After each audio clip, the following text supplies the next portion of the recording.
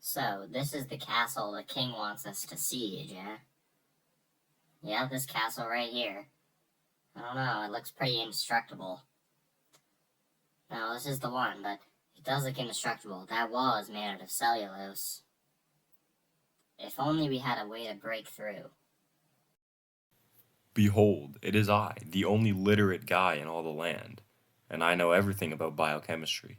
I can get you through that big cellulose castle wall.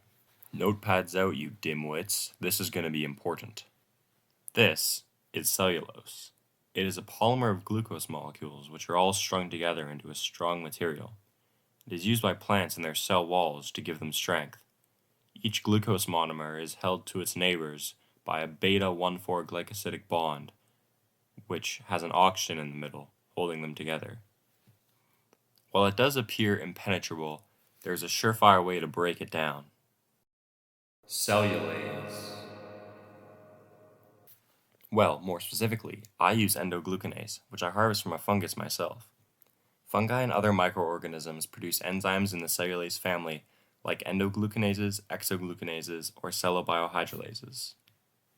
This is the three-dimensional structure of the enzyme. This globular protein has multiple alpha helices and beta sheets in the secondary structure. In general, the active site of all endoglucanases has two acidic amino acids, either glutamic or aspartic acid.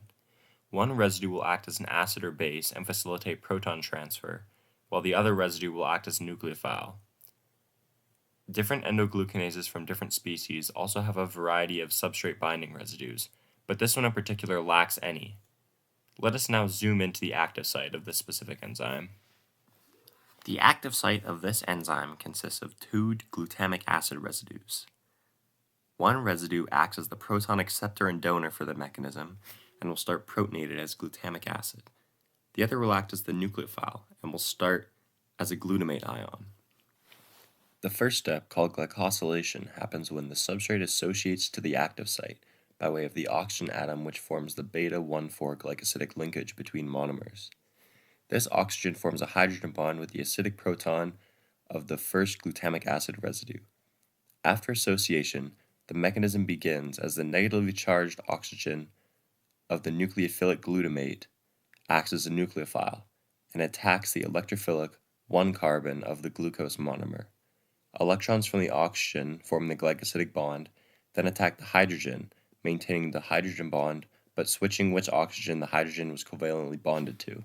The beta-1,4-glycosidic linkage is now broken, meaning the cellulose polymer is now weaker. One side is now covalently bonded to the enzyme, and the other side is held on by one measly hydrogen bond.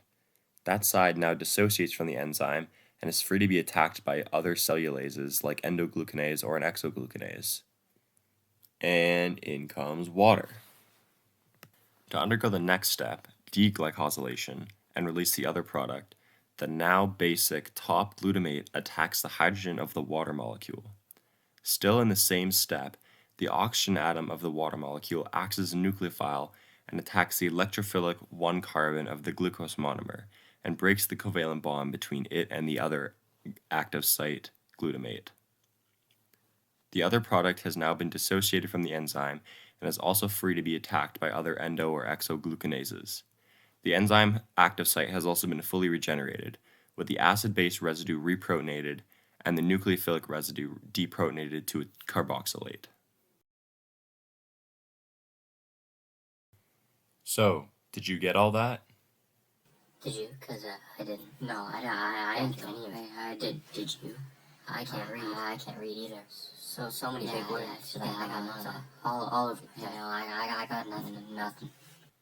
You